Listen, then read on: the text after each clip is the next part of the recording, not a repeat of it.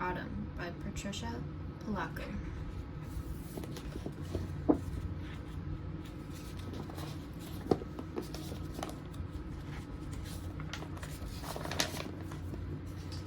When Danielle saw Autumn for the very first time, she held that tiny kitten in the palm of her hand.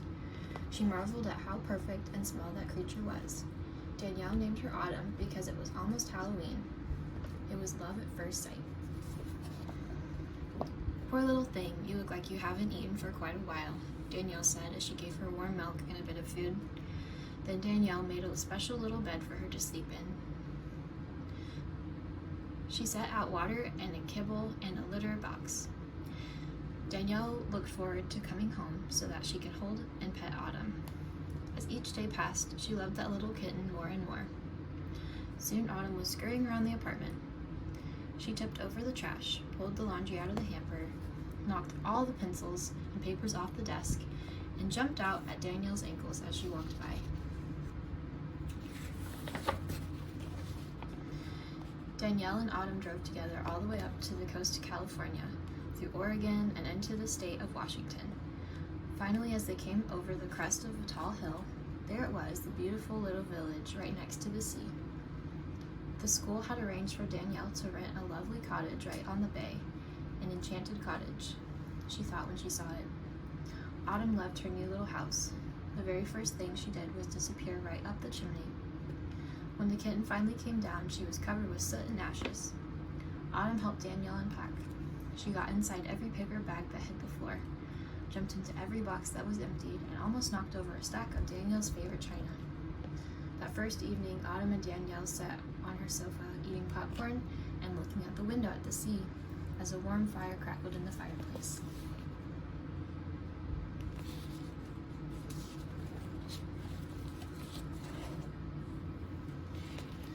Danielle loved her new school and adored each and every one of her students.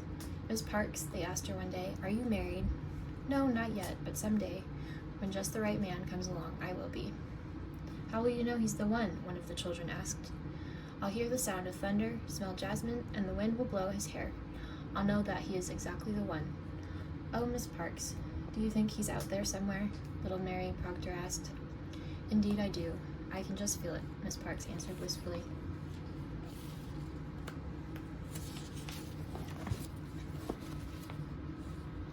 Yes, Danielle Parks loved her students, and she loved her little cottage almost as much.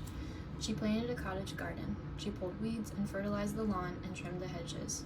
She even painted the wonderful old trellis. As for Autumn, she loved the place.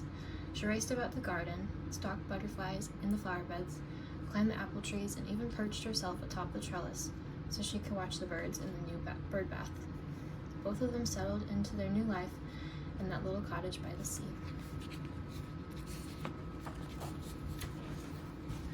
One afternoon, Danielle got home from school. A terrible storm was raging. There was thunder, the sky was black, and the raindrops, big as bumblebees, hit the roof with a pinging sound.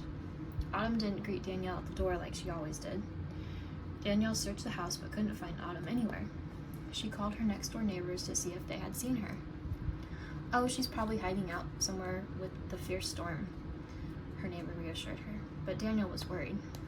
Late that night, Danielle heard a scratching sound at the door. She opened it, and there was Autumn.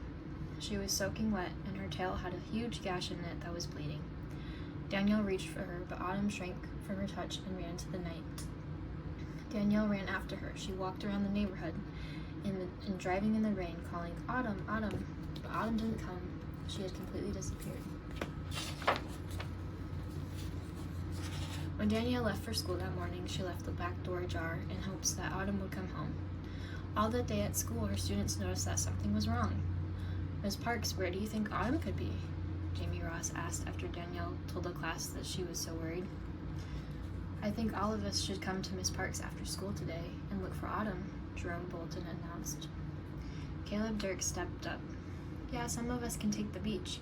You guys can look up in the woods on the hill, and you girls stop at every house to see if anyone has seen her." The children were true to their word. They all came to Miss Parks' cottage. They launched a search that would shame the FBI, but alas, there was no Autumn to be found.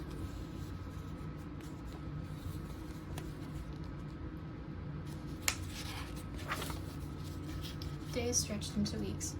Danielle cried almost every night just thinking of Autumn. There had been rumors that a mountain lion had seen her, and her cottage was very near to a state park, or one had been sighted. Danielle feared the worst.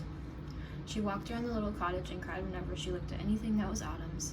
She picked up Autumn's empty bed and ran her hands over it. She looked at Autumn's paw prints, still on the windowsill. She didn't eat popcorn anymore, nor sit and watch the sea by the fire. Danielle's heart was broken. Finally, Danielle put away Autumn's food and water bowls. She took all her toys and put them in a bin in the lunchroom. She couldn't bear to put Autumn's bed away. She couldn't bear to brush Autumn's fur off her sofa cushions. Danielle ached for the loss of the heartbeat of her little cottage, because to her, that was what Autumn was. On Saturday, Danielle and her students planted a small bed of flowers where Autumn used to lie in the shade of the apple tree. The children had polished rocks and placed them in a circle on the ground. "We'll always call this Autumn's garden," Benny Barber whispered softly. "I think she would love that," Miss Parks said wistfully. Just as the children were about to leave, there was a small sound and something jumped off the trellis into Miss Parks' arms. It was Autumn. "Autumn!" Danielle cried as she hugged her. "Where have you been?" The children surrounded them and she gave them a group hug. "You've been gone for 6 whole weeks." But Miss Parks, she doesn't look like she's been in the woods. "Look, her fur is shiny and clean. She looks nice and healthy," Benny Barber noticed. "And her tail," Danielle said as she examined it. "There was a horrible gash on the night she ran off. It looks like it's been shaved, and some stitches have been taken in it. Someone has taken wonderful care of Autumn."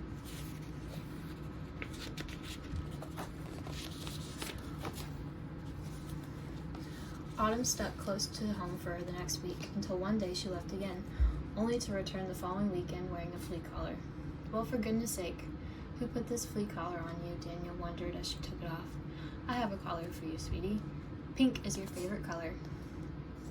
Then one day Autumn went again and came back 2 days later with a phone number scrawled on the collar. "Children," Danielle announced in class that morning, "someone has put their phone number on my cat's collar." "Wow," they all exclaimed. "We have a real mystery on our hands," Johnny Carter said. He thought for a minute. "Someone must think that Autumn is their cat." "Well, she's my cat," Danielle asserted. "Miss Parks, you have to call that number. You have to tell the person she is your cat," Benny Barber insisted. That evening, Danielle paced the floor. She wasn't accustomed to calling someone she had never seen before, but Autumn circled the phone and kept looking up at her as if she wanted her to call. Well, here goes," Danielle said as she dialed the number.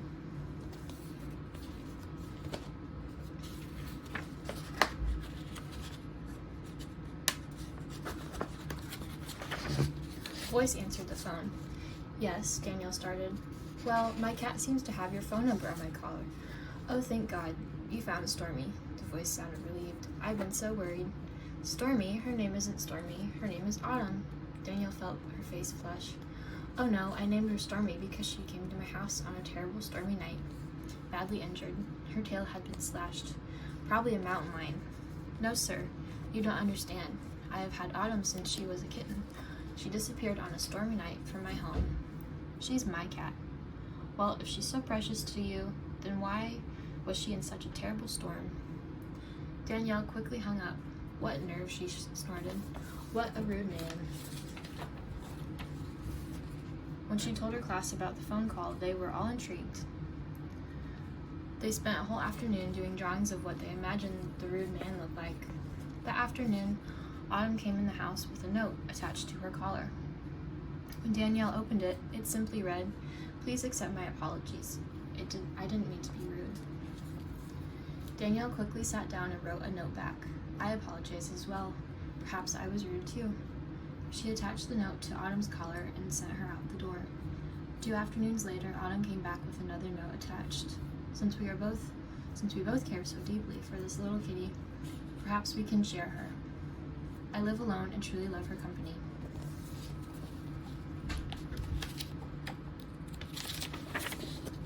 When Danielle shared the most recent note with her class, all of them decided that she needed to invite the note writer over to her house so she could meet him.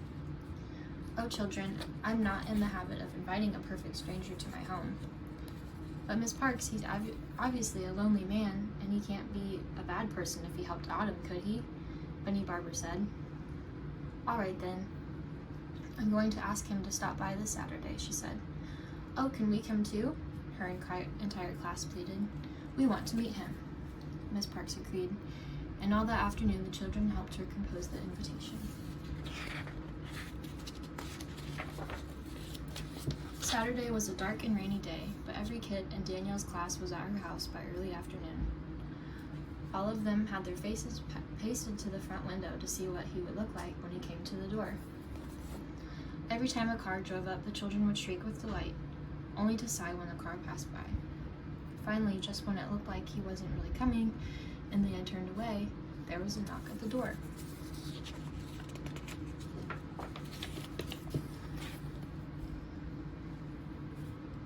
Autumn ran to the door. As Miss Parks opened it, there was a clap of thunder. The wind came up and blew the trellis so that the jasmine vine unraveled, and a clump of it fell into his hands. Then another gust blew his hair into his eyes. "Miss Parks, I'm Stephen Naughton. I think we share a wonderful little cat."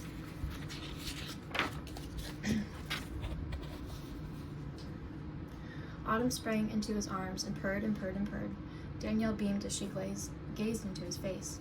"This little cat is the heartbeat of my house," Mr. Norton said softly as he held Autumn.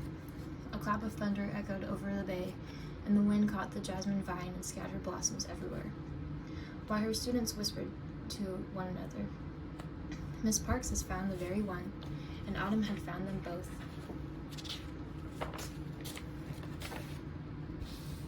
Stephen and Danielle were married the next spring. They shared not only the enchanted cottage by the sea, but walks on the beach, evenings by the fire eating popcorn, and most of all their love of Autumn.